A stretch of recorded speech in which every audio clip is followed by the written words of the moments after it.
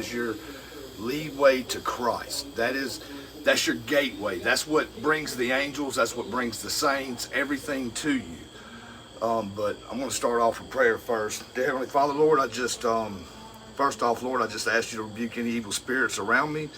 Lord, with any devices I have on me, Father, Lord, I just rebuke any enemies. Lord, because the weapon may be formed, but it's never going to prosper. Lord, I ask you to calm my heart on this because it's been really a war.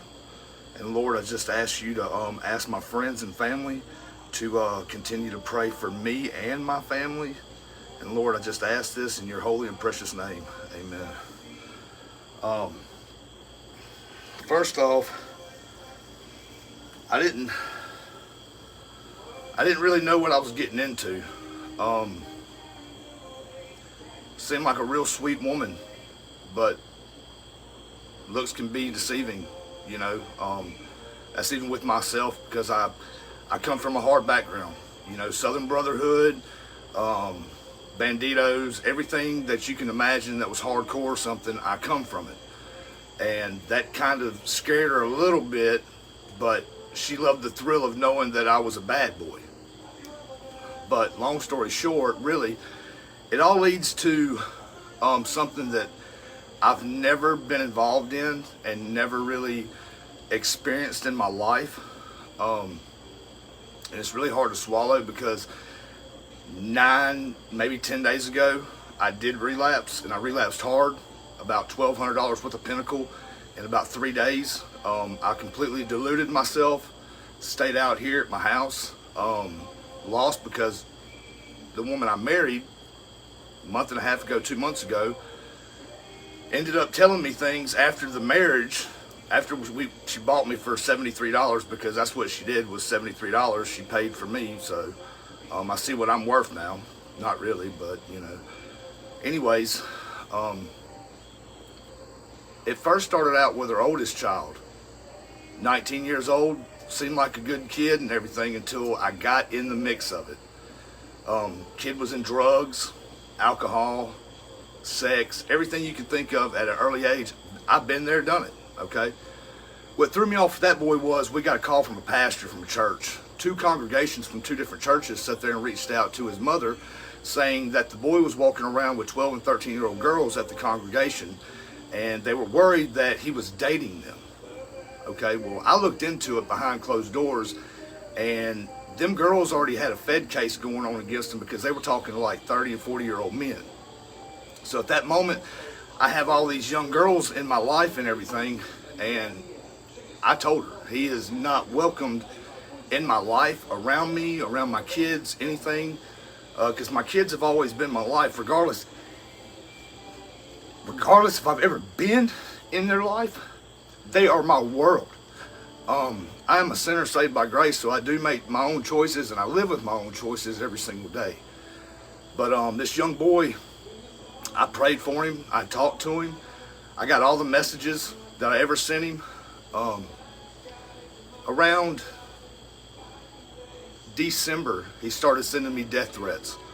I'm gonna kill you, I'm gonna beat you up, I wanna fight you, all these things. And I'm like, dude, you look like a little high school boy. You don't understand my background, and I'm going to give you grace because Jesus gave me grace, and I'm going to look after you, you know, and I'm still going to pray for you.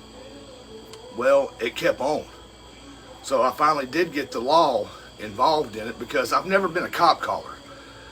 So with that being said, I did call the cops, talked to a Detective Lee. And before that, I was also doing jobs for a detective and personally talked to him and his wife, and they're probably watching, and I reached out to them. I've reached out to many people, including my own pastor with the 14-year-old boy. Okay.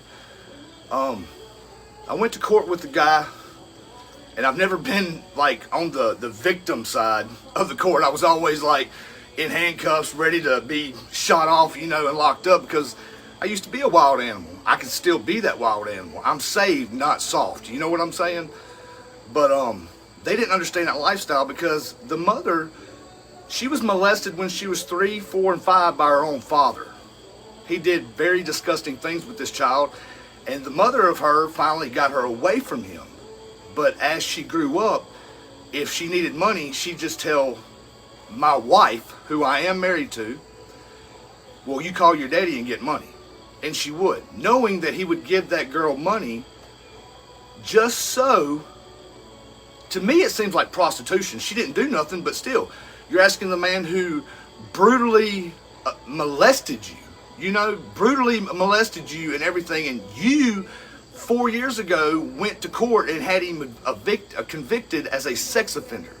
But you were still going out to your brother's houses who live right there in front of him, and you were still being around that because that's what your normal was. You kept telling me, I just want normal. I just want normal. Well, one thing, sweetheart, I love you, and I hope one of your friends are watching, but I'm not normal. I'm different. And I became different 4 years ago when I was at the farm. Something happened out there that time that triggered me into really seeking Jesus the way I needed to. Once I did all the court stuff with the boy, he was told not to ever, and his mother knew, if you're in my life, you cannot be around him because I do not trust him around my girls. My girls wouldn't even come out to the house, and I started kind of worrying, and I was getting stressful. I worked 7 days a week. She always told me she's not a Susie homemaker. Okay, I get it. You grew up lazy, all right? Maybe you can change, because everybody can change. You can change at 99 years old if you want to. It all depends on what your mindset is. Well, with dealing with that boy, come the 14-year-old. We ended up looking into his phone after the church called us. He had pictures of 12-year-old girls nude on the phones. And once his mother found it, I tied them, okay? Both phones were right here and been in my possession, and I hope somebody ever comes to my house, because you're not going to find them, because guess what? They will be given to somebody, because one of them does have child pornography on. I don't care how old you are. You're not supposed to be seeing a 12-year-old naked. You know what I mean? Even my girls at 12 years old, I don't want to see them naked. I'm their daddy. That don't happen. But some people are mentally ill because of the things they went through. But again, anybody can change. This woman didn't understand why at nighttime I would stand over her and pray for her while she was asleep and put holy water on her, because something was wrong. I knew something was deep inside of her that she was not telling me. She wouldn't believe the boy. Well, I've got the boy on camera because I put surveillance out here because I started worrying about my own kids. I watched him personally watch his mama while she was in the bathroom twice. And he denied it, said I wouldn't look at my mama, but it's on my cameras. She's seen it. Okay, I don't believe you anyway, so I'm not even concerned about that. I've been talking about you for the past year, boy. You were nothing when I met you, because the last person that your mama was married to was telling her every time that he'd go down on her sexually, think about me as your father so you can work through it. And that threw me for a loop. So I text the man, and I've got it on my phone, and I saved it. Because guess what? Everything that I've got, I saved, because I knew if anything was lost, it'd be my word against her word. Because one, I don't float with, child molesting, pedophiles, anything like that. Because you come and touch my girls, guess what? You're going to get a bullet in your head. I'm sorry. I'll die for my kids. That's just me. But I started taking that young boy to work, because just knowing what his mama's been through, and he's 14 years, and he lost his daddy. Somebody killed his daddy 9 years ago. I wanted him to be a son to me, so I started taking him to work. And my project manager's probably going to watch it too, and he knows, because everybody talked to him. We asked him questions and stuff.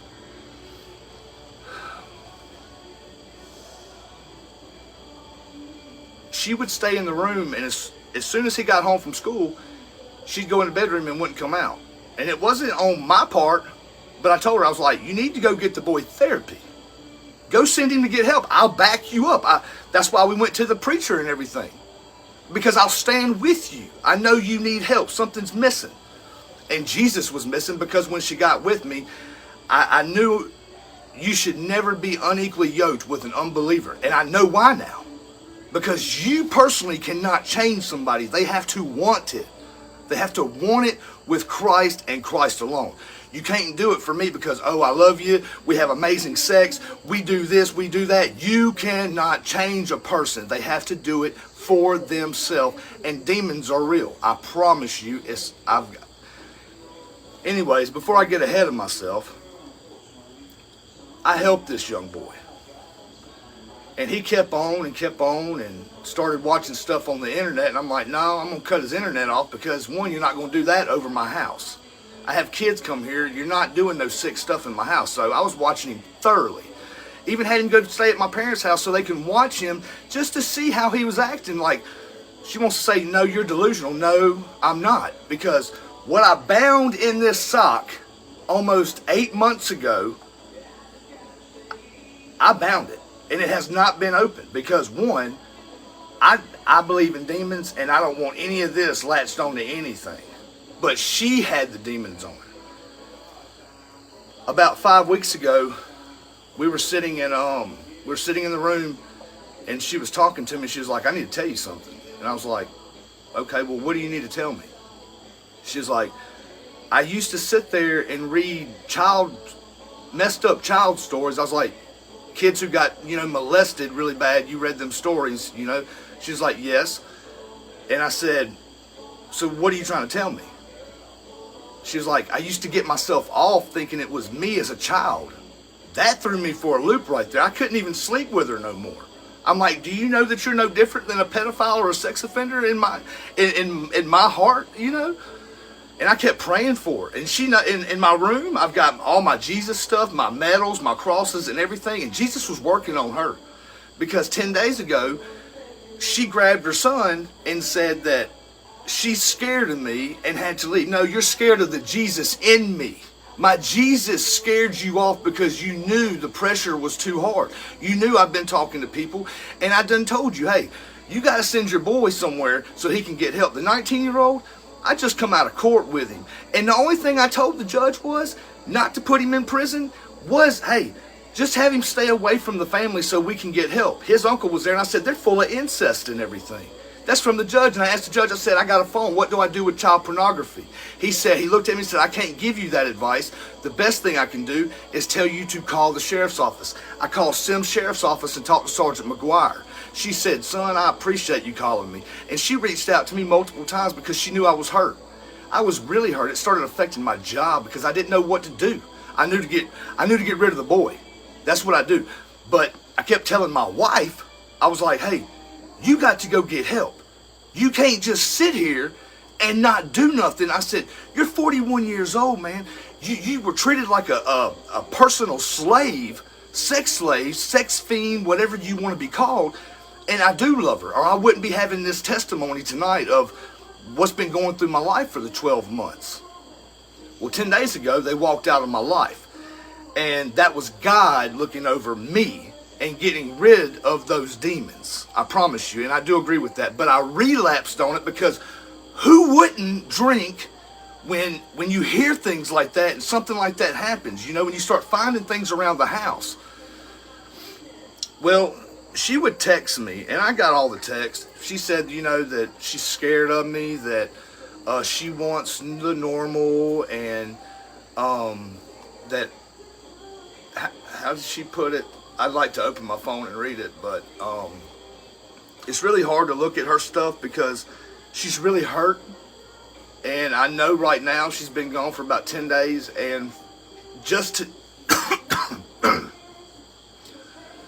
2 days ago, yesterday morning, matter of fact, I was coming off the alcohol, and I'm still sweating it out, but hey, I'm strong, and I admit my faults, but yesterday morning, I had something again. This is the second time it's ever happened to me in my life. I was laying on the bed trying to go to sleep because I couldn't. My blood pressure was so high. I should have been in the emergency room, but I was like, hey, if Jesus takes me, I'm going to heaven anyways, So I laid there, and something was talking to me and had me pinned down, and luckily I had my surveillance cameras in my room. I was mumbling. I couldn't talk. Something had me so hard. I believe it was Satan because I know I fought demons off before and they flee. But as soon as I said Jesus, as soon as Jesus come out, I was able to open my eyes, get up, grab my holy water. I grabbed my Bible, and the first thing I opened to was because this is my lifeline. This is everything I've got. It says, yeah, and all that will live godly in Christ Jesus shall suffer persecution. I got up, started throwing holy water around me, and I was saying Jesus, Jesus, Jesus, Jesus, Jesus, and always play my Christian music in the living room, whether the TV's on or not. I'm going to glorify my Jesus, because you know what? I know the fire I can get back into, because I was there this past week. I was there trying to kill myself because her demons had done latched on me. It's called a soul tie. It is a soul tie. I had to break my tie from her, because that's the man I am. You're not going to take my Jesus away from me. I don't care who you are, you're not going to take my Jesus from me. Well, yesterday, as I was, praying, and that's what I've been doing a lot of. And even when she was here, I was hitting my knees. I held her hand every night when I ate something and prayed. But I told her, I was like, are you saved? I asked her, I was like, are you saved? She's like, I know Jesus. I'm like, no. Or I was like, yeah, you know him, but do you personally know him? Like, do you know? I can't remember how I explained it to her, but I do know how I know Jesus, because guess what? Right is right, wrong is wrong. There is no gray. There's no gray areas in it. I don't care who you are, there's no gray areas in it. It's either right or it's wrong. So now I know, after all this stuff, because this stuff is not finished with me yet.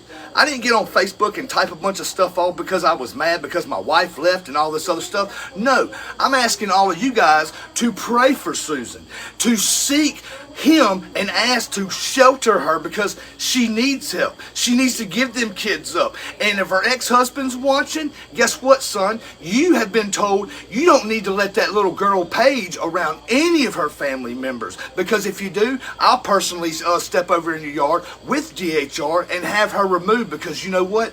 You saying that, you know different than a pedophile. And you know it because you're dating a freaking counselor right now, and her name's Rachel. I wonder if she knew everything that I knew. I wonder if she'd be trying to marry you right now, because you're sick. You're sick in the head. Anybody who gets off on that is very ill, and it's demonic. It's very demonic. I've never encountered anything like this ever in my life.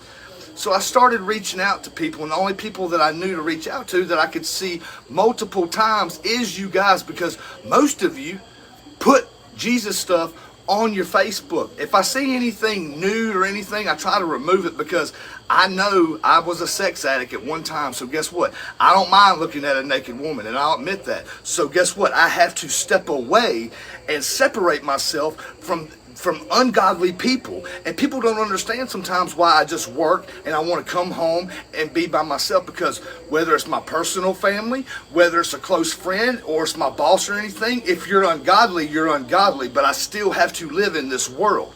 And some people don't understand this Bible right here, because this is basic instructions before leaving earth. Alright?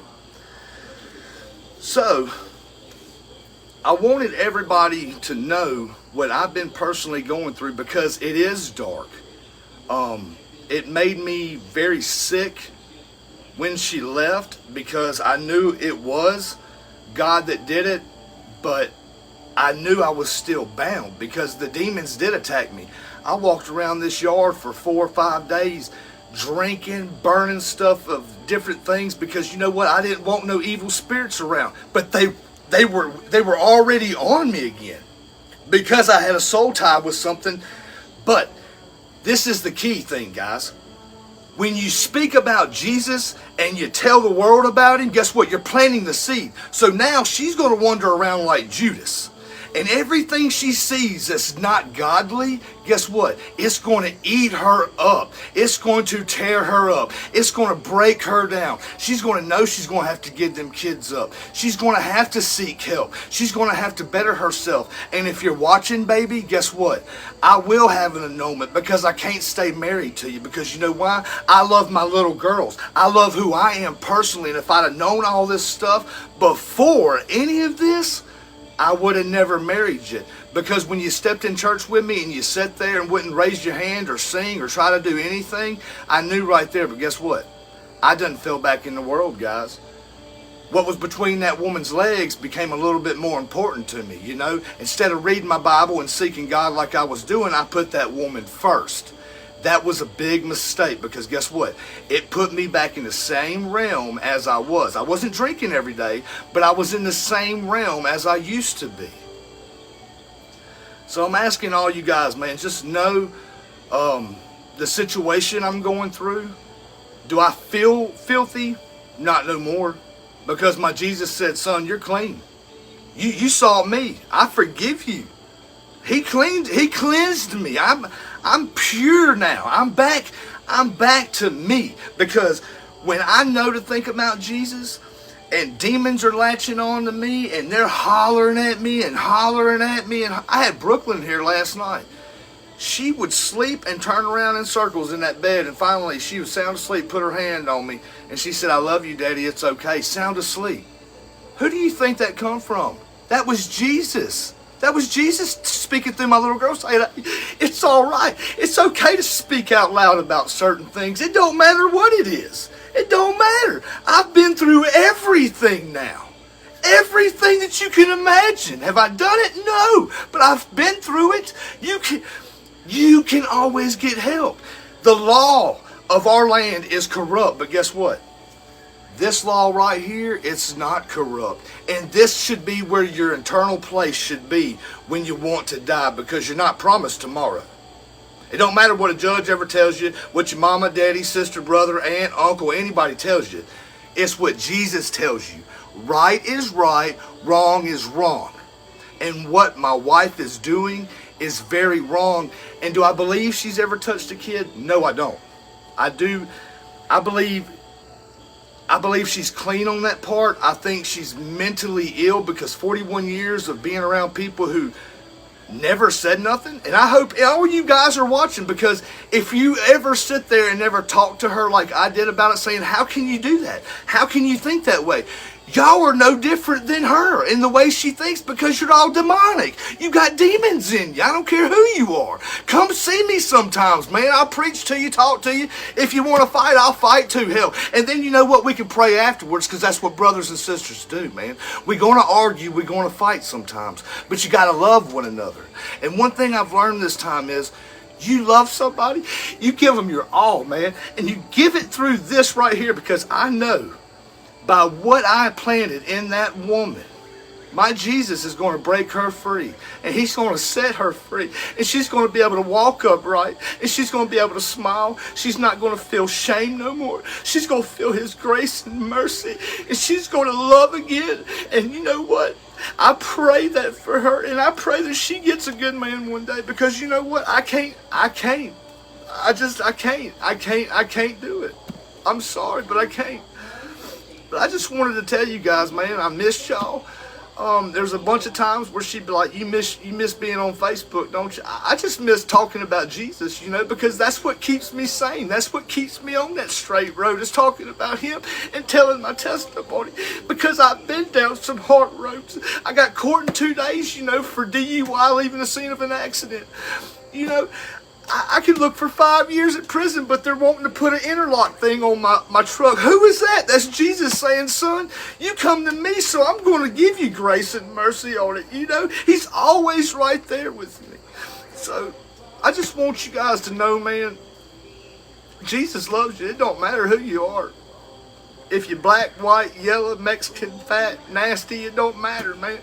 Jesus loves you, and I promise you, if he can change my heart, he can change anybody's heart, because I used to be real nasty, you know, and I'm trying, and it's a battle every second of your day. It don't matter. And for anybody who's sitting there graduating programs and stuff, guess what? It feels good to graduate one, but the real test is when you walk out from that and you get back in the world and you're seeing old people and you're seeing old things and everything. Guess what? That's when the true test is, when you stand on his word, on his word. I love you guys, man. I'm sorry I'm a little shook up, but you know, when you know somebody you married was getting off on messed up stories, you know, what do? You know what I did? I didn't go trying to fight nobody or kill nobody or nothing, man. I got on my knees. I got on my knees for this one. And it was hard for me, because I never trusted God like I did now. And he set me free. He set me free from it. I want y'all to pray for her. And her name is legally Susan Hovel. It was Susan Tatum. And I'm not even going to talk about that family because the whole family needs help and they all need Jesus for real, because the sons, they claim to be bisexual atheists, you know, and I tried talking to them. I'm like, man, that's not good. It's man and woman, you know. It's there is none of this other stuff. They don't understand, and I understand because they got some really demonic things on them, and I felt it. I've got it all on cameras here, you know. But I just ask y'all to keep me in prayer, and if you happen to see me post something ugly or something on Facebook, call me out on it, you know, because I'm only human. Sometimes I get my feelings, and I like to sit out here alone now. I've taken a lot of time off from work just to get my thoughts back, because this took a lot from me. It about took my life this time, because this is the most alcohol I ever put in my life, in my body. And I mean, it was straight. It was straight. I wouldn't leave. And I felt like I was concerned. I was. My demon was sitting there. My demon was sitting there wanting this demon's back. You know what I'm saying? It wanted me to chase him, but no. I stand on his word, on his promises. I don't stand on darkness, man. Like I said earlier, I've walked through enough fires in my life. I don't want chains back on me. So I ask you guys to keep me in prayer, keep Susan in prayer, and keep her family in prayer. And just love us and love everybody. You know, it don't matter what they're going through, because look, they can look all right on the outside. Hey, Satan was one of the most beautiful angels in heaven. So just know that. I love you guys. I'm about to get off here because I finally been eating today, and I've been tearing up cauliflower and everything else with little Brooklyn and stuff, and she's gone, so I'm about to grill something, and I'm going to enjoy my music, and I'm going to read my Bible, and I'm going to keep posting some good stuff. But you know what, man, I've missed you guys, and y'all keep your head up, because look, you can do all things through Christ which strengthens you, man. Just know that for real, and I love y'all.